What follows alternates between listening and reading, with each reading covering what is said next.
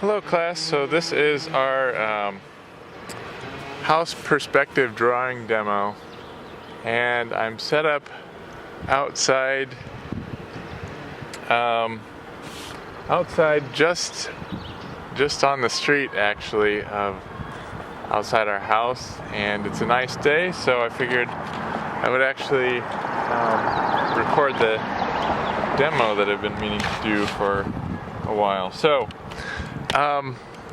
this is one of the pencil packs that I recommend. It's a Stettler Mars Lumograph.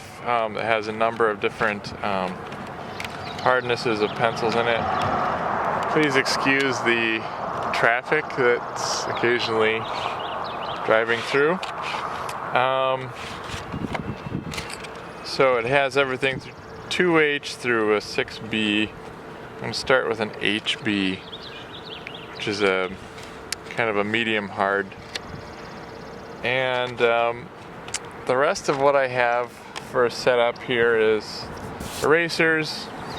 I've got a sheet of 11 by 14 drawing paper, and you'll need a couple of rulers. I've got a short one, a clear one that makes it easier to see through what you're doing, and I also have a long one, and you're probably going to need a longer one for finding the perspective. So I'm looking at our house, and because I'm at a pretty low angle, I was kind of limited where I can sit by the street. So the lower your angle, the lower the horizon line is going to be. And so I'm going to have a pretty low horizon here.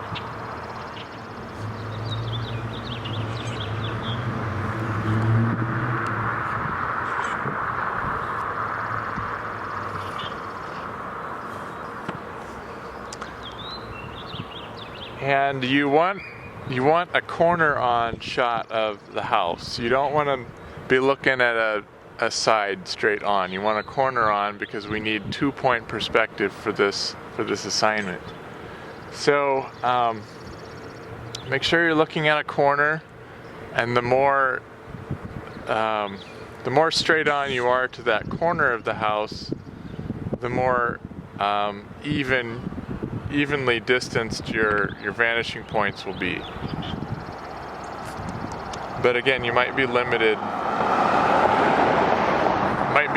by where you can sit. I've taped my paper down because it's a little bit breezy today. Looking at the house, I need to figure out which lines are actually going to recede to a vanishing point and which will not. And that's where I'm going to start. I'm going to start with kind of the structure of the house. And looking at the top eaves,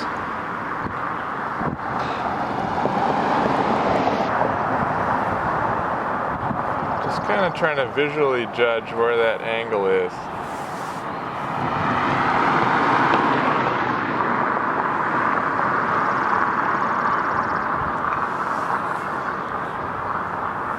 And then I have a dormer that comes forward off of the top of the house.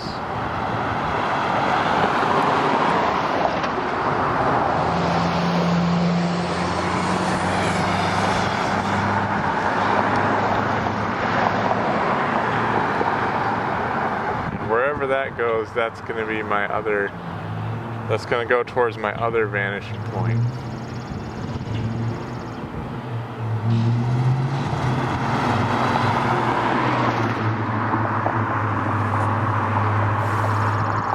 So I'm going to draw pretty lightly to start with.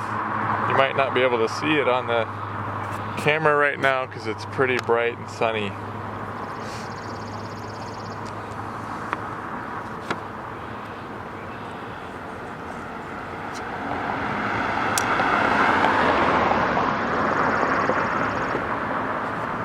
Any vertical lines in your house are always going to be vertical no matter what perspective you're looking at, or what angle you're looking at it.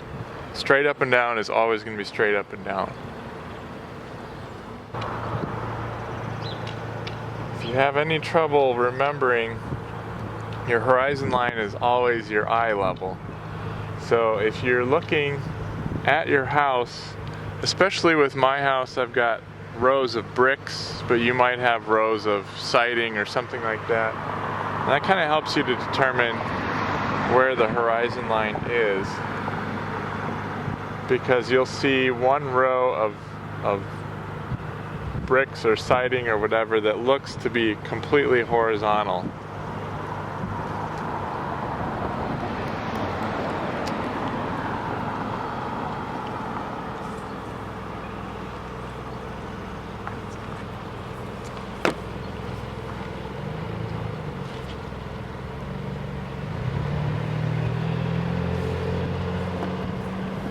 There's going to be some trial and error to get it started, so we'll come back when I'm a little bit farther along so I don't run down my camera battery.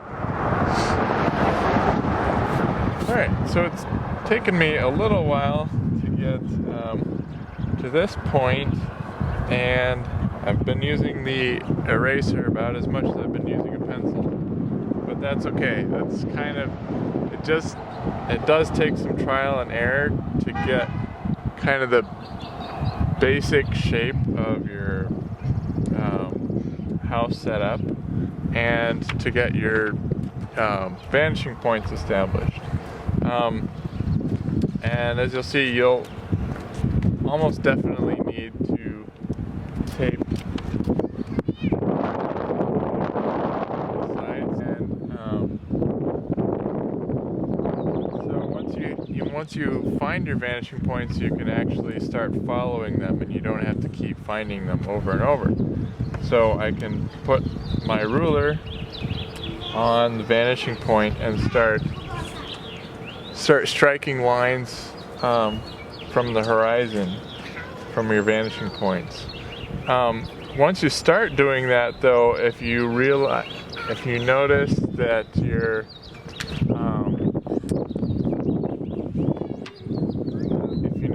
points, or that your geometry is looking really skewed, it might mean that your points are too close to your object, to your house. You probably shouldn't need more than one piece of paper on the side. If you do, it means you're looking at it too straight on, that your vanishing point's too far away. So it's really windy, so I'm not sure how long I'm going to be able to stay out. But I've got the eaves of the roof, I think, sketched in, at least the outline of that, and I've got the top of the dormer, the ridge line, and the front of the porch. Basically all those details that will recede to the vanishing points. So from there on, it's pretty straightforward.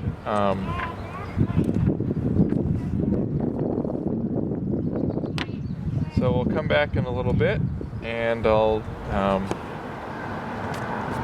see how far I get doing this outdoors. Alright, so this is my new setup. I've moved indoors, and I am still going to use observation as much as possible. So since it's too windy to finish outside, I took my digital photograph and put it up on my computer screen and made it as large as I can get it, so that I can still sit and watch and observe, rather than making a printout for me to work off of. So the way the rest of this drawing shakes out is that everything I've done up to and including this point I basically had to scrap. The reason being that as I made adjustments, which is perfectly natural, you erase and correct and so on, as I made adjustments the house started growing larger and larger until it was filling the page, which isn't a bad thing, but the result of that is that the horizon line that I had originally drawn was now too high on the model compared to where it should have been. So the result of that was that the front porch especially started to tilt down toward the viewer in a way that wasn't reflecting what I was actually seeing. The difference that the horizon line position makes is illustrated by this animated model, and it's basically the difference between looking at the house from a seated position and looking at the house from a standing position. And you can see how the horizon line moves up and then back down with your viewpoint. And so it makes the front porch tilted down toward the viewer farther than was actually visible. So if this happens to you and you realize it when you're drawing, you basically have two options. The first is you could continue on with the drawing knowing that your horizon line or your vanishing points are in the wrong place, and you might still get a passable likeness of your house in perspective. But you might not be able to sleep at night knowing that your vanishing points are wrong and that you were actually lying to your instructor. I'm just kidding. But, because I will never know the difference, but you'll know. So, and I have no excuse because I'm the instructor. So that leaves me with the only option of cutting my losses and starting over and doing it correctly. So here's the end result of my second attempt, and I hope you'll agree it's much more natural looking, much more pleasing outcome, and the scale is more appropriate for the size of the paper. So the level of detail is completely up to you. You'll notice I did not draw every brick on there. If there was siding, I wouldn't draw every clapboard. You could suggest it if you like, but it's certainly not required. You can see that I simplified the overall appearance structure of the house. There's some details that I left off, and I didn't draw the car in front of it and all the landscaping and so on. So the level of finish is completely up to you. So with that, I'll let you get to it, and happy drawing!